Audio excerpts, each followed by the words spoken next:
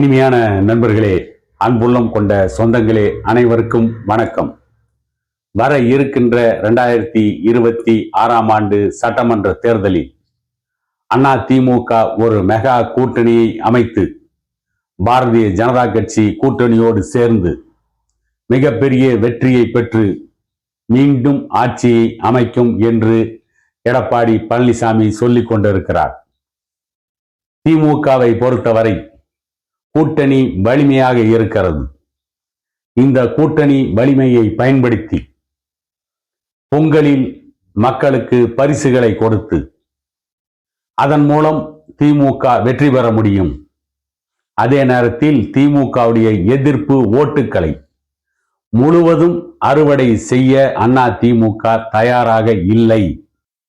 திமுக எதிர்ப்பு ஓட்டுக்களை அறுவடை செய்யும் விஷயத்தில் அதிமுக பின்தங்கிவிட்டது, கிட்டத்தட்ட தோல்வியை சந்தித்து விட்டது என்று சொல்லக்கூடிய அளவிலேதான் இன்றைக்கு அரசியல் நிலைமை இருக்கிறது.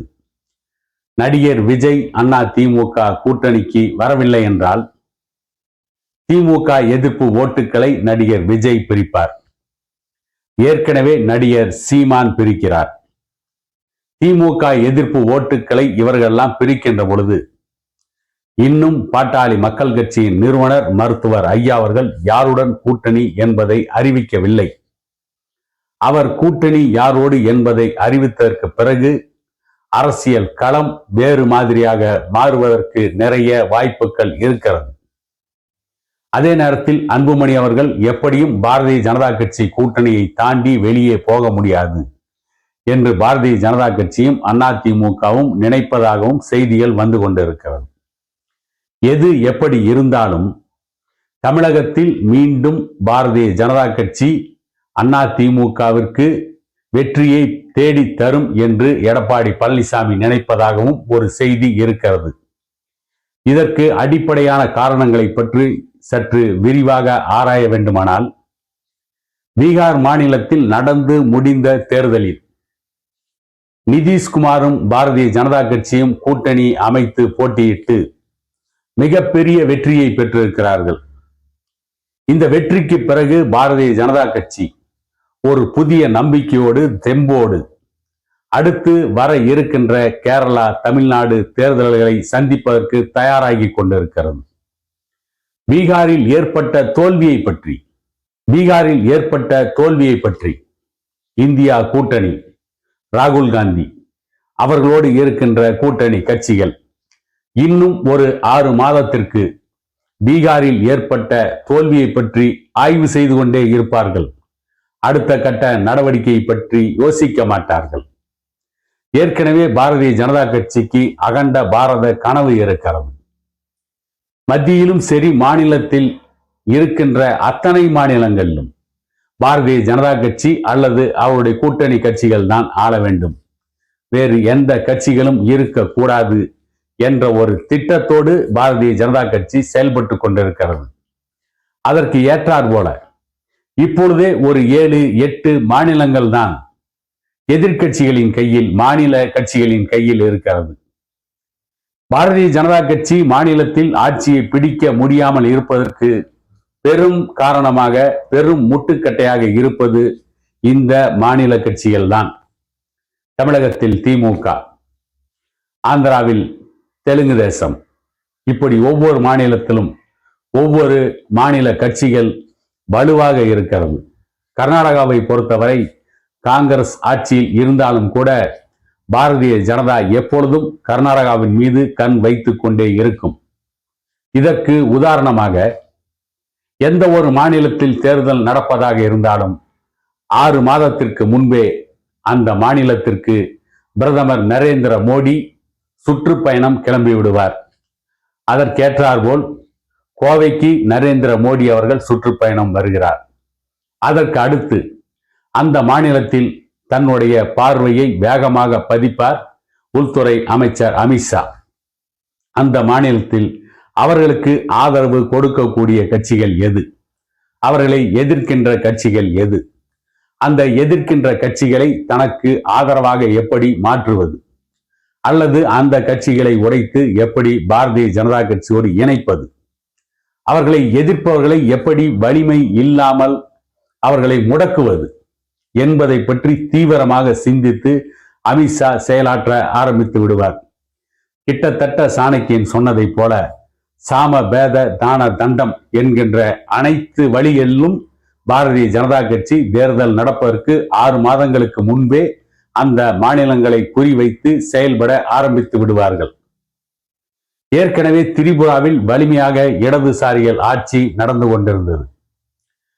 அங்கே பல்வேறு முறைகேடுகள், பல்வேறு தேர்தல் தில்லுமுள்ளுகளை அமுல்படுத்தி திரிபுரா மாநிலத்தை பாரதிய ஜனதா கட்சி கைப்பற்றியது. பல ஆண்டுகள் தொடர்ந்து முற்றுகையிட்டும் அங்கே காங்கிரஸ் கட்சி கைப்பற்ற முடியவில்லை. ஒருமுறை உள்துறை அமைச்சராக இருந்த ப. சிதம்பரம் திரிபுராவில் தேர்தல் முறைகேடுகளை நடத்தி வெற்றி பெற்றார்.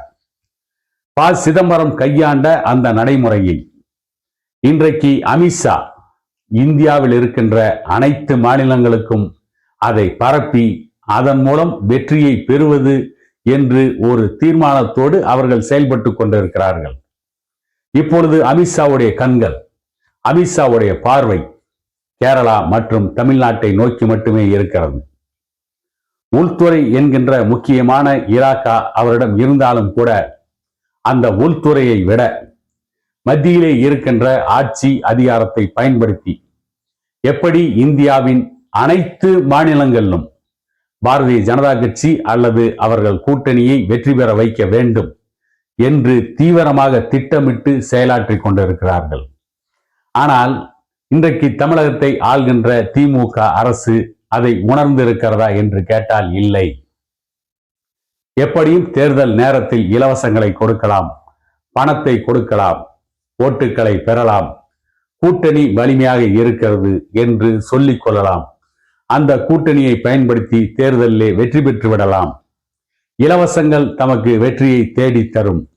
ஆட்சியின் மீது எவ்வளவு வெறுப்பு இருந்தாலும் தேர்தல் நேரத்தில் கொடுக்கின்ற பணம் அந்த வெறுப்புகளை நீர்த்து போக செய்யும் என்று கனவில் மிதந்து கொண்டு இருக்கிறது.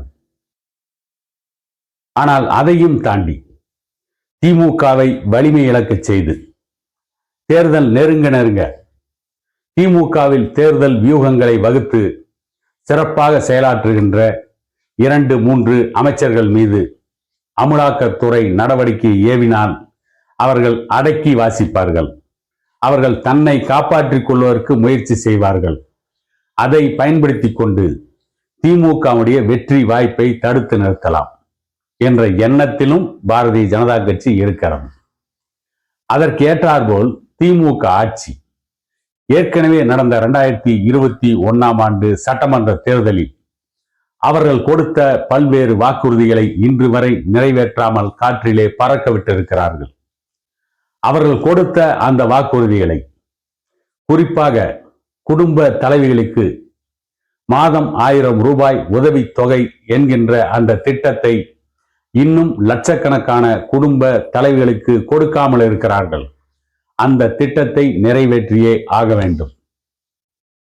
பழைய பென்ஷன் திட்டம் அரசு ஊழியர்களுக்கு, ஆசிரியர்களுக்கு, அதையும் அமுல்படுத்தி ஆக வேண்டும். இன்னும் அவர்கள் கொடுத்த வாக்குறுதிகளை நிறைவேற்ற வேண்டும். அப்பொழுதுதான் திமுகவின் மீது மக்களுக்கு நம்பிக்கை வரும். அப்பொழுதுதான் திமுகவும் வெற்றி பெற முடியும். ஆனால் ஊடகங்களில் கருத்து கணிப்பு என்ற பெயரால் திமுக 190 தொகுதிகளை வெல்லும், 200 தொகுதிகளை வெல்லும் என்று ஒரு பொய்யான பிரச்சாரத்தை தொடர்ந்து தமிழகத்தில் நடத்துவதன் மூலம் தான் வெற்றி பெறலாம் என்று திமுக கனவு கண்டால் அது கண்ணாடி வியாபாரி கண்ட கனவாகத்தான் முடியும். அப்படி கனவு கண்டு பீகார் மாநிலத்தில் போட்டியிட்ட திமுகவின் முன்னாள் அரசியல் ஆலோசகர், தேர்தல் வியூக வகுப்பாளர் பிரசாந்த் கிஷோர் பீகார் மாநிலத்தில் படு தோல்வியை தழுவினார்.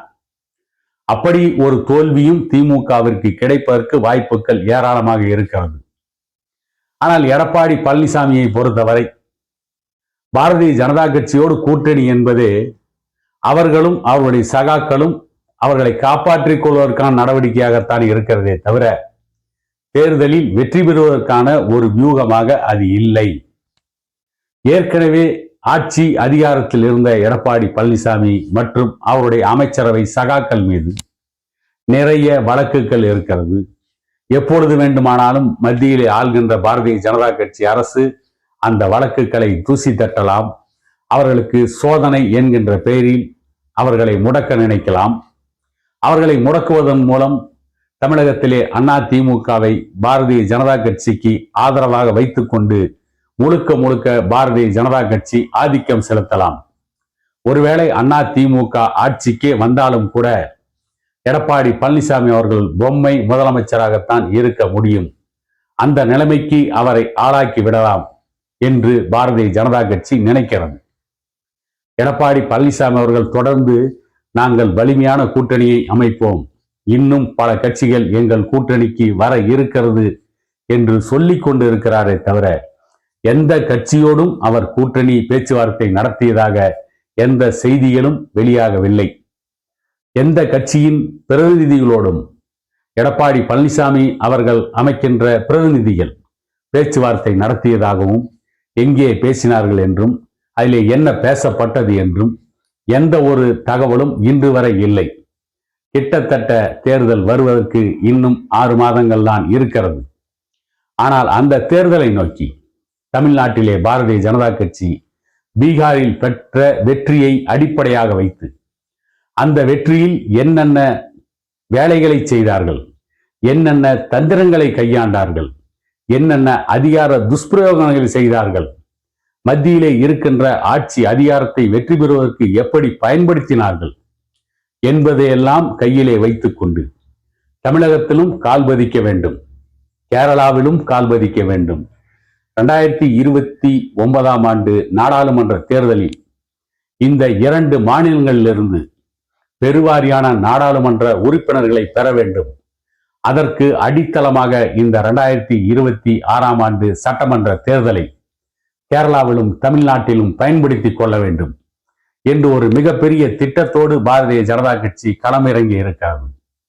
பாரதிய ஜனதா கட்சியை வீழ்த்த வேண்டும் என்று சொன்னால் திமுக தன்னுடைய கூட்டணிகளை இன்னும் வலிமையாக்கி கொண்டு இன்னும் சில கட்சிகளையும் கூட்டணியில் சேர்த்து கொண்டு அவர்கள் இதுவரை நிறைவேற்றாமல் இருக்கின்ற வாக்குறுதிகளை உடனடியாக போர்க்கால அடிப்படையில் நிறைவேற்றி மக்கள் நல திட்டங்களை முழுவதும் செயல்படுத்தினால்தான் வரப்போகின்ற தேர்தலில் வெற்றி பெறக்கூடிய சூழ்நிலையில் திமுக இருக்கும். இல்லையேல் அதிமுக வெற்றி பெற்று விடும் என்று எண்ணினாலும் கூட முழு வெற்றியும் அதிமுகவிற்கு கிடைப்பதற்கான வாய்ப்புகள் இல்லை. சரியான கூட்டணி எடப்பாடி பழனிசாமியால் இன்று வரை அமைக்க முடியவில்லை. சரியான கூட்டணி அமைப்பது அவருக்கு குதிரை கொம்பாகத்தான் இருக்கும். சரியான கூட்டணி, வலிமையான கூட்டணி நிச்சயம் அமையாமல் போகலாம். அப்பொழுது திமுக, அதிமுக என்ற இந்த 2 கட்சிகளை தாண்டி மூன்றாவதாக பாரதிய ஜனதா கட்சி வலிமையுள்ள கட்சியாக தமிழ்நாட்டிலே வளர்வதற்கு இந்த 2026ஆம் ஆண்டு தேர்தலை பயன்படுத்தி கொள்ள திட்டங்களை போட்டு வெகு வேகமாக காய்களை நகர்த்தி கொண்டிருக்கிறது பாரதிய ஜனதா கட்சி. அந்த வேளையில் அமித்ஷா தீவிரமாக இறங்கி இருக்கிறார். கிட்டத்தட்ட அதில் அமித்ஷா வெற்றி பெற்று விட்டால் 2029ஆம் ஆண்டு தேர்தலில், நாடாளுமன்ற தேர்தலில் திமுகவும் அதிமுகவும் மோசமான தோல்விகளை தழுவும். ஆகவே பாரதிய ஜனதா கட்சியை பற்றி அந்த கட்சி தமிழ்நாட்டிலே வளர முடியாது, இது பெரியார் மண் என்றெல்லாம் பேசிக் கொண்டிருப்பதால் இனி எந்த பயனும் ஏற்பட போவதில்லை. தன்னுடைய கட்சியை காப்பாற்றிக் கொள்வதற்கு, ஆட்சி அதிகாரத்தை தக்க வைத்துக் கொள்வதற்கு திமுக இப்போதிருந்தே கடுமையாக போராட வேண்டும். இப்போதிருந்தே தேர்தல் வியூகங்களையும் கடந்த காலத்தில் கொடுத்த வாக்குறுதிகளையும் நிறைவேற்றுவதில் ஆர்வம் காட்ட வேண்டும். எடப்பாடி பழனிசாமி தன்னையும் வலிமைப்படுத்திக் கொண்டு அவரிடமிருந்து பிரிந்து சென்றவர்களை இணைத்து அதிமுக வலிமையாக இருக்கிறது என்று ஒரு எண்ணத்தை ஏற்படுத்தினால் மட்டும்தான் பாரதிய ஜனதா கட்சியை தாண்டி எடப்பாடி பழனிசாமியை நம்பி இன்னும் பல கட்சிகள் கூட்டணிக்கு வரும். அப்படி கூட்டணிக்கு வருகின்ற பொழுதுதான் அதிமுகவா திமுகவா என்ற ஒரு பிரச்சனை தேர்தல் களத்திலே ஏற்படும். அப்பொழுதுதான் அது திமுக, அதிமுக ஆகிய 2 கட்சிகளுக்கும் சாதகமான தேர்தல் களமாக 2026ஆம் ஆண்டு தேர்தல் அமையும். இல்லையேல் திமுகவும் இப்பொழுது இருக்கின்ற நிலைமையிலேயே, எடப்பாடி பழனிசாமியும் இப்பொழுது இருக்கின்ற நிலைமையிலேயே இருந்தால் இந்த 2 பேருக்கு மத்தியில் பாரதிய ஜனதா கட்சி தமிழகத்தில் வலிமையான ஒரு கட்சியாக மாறுவதற்கான வாய்ப்புகள் அதிகமாக இருக்கிறது என்று பல ஊடகங்கள் இன்றைக்கு செய்தி வெளியிட்டு கொண்டிருக்கிறது என கூறிக்கொண்டு, மீண்டும் இதை போன்ற ஒரு முக்கியமான காணொளியில் உங்களை சந்திக்கும் வரை உங்களிடமிருந்து விடைபெறுவது உங்கள் எடப்பாடி துரைசாமி.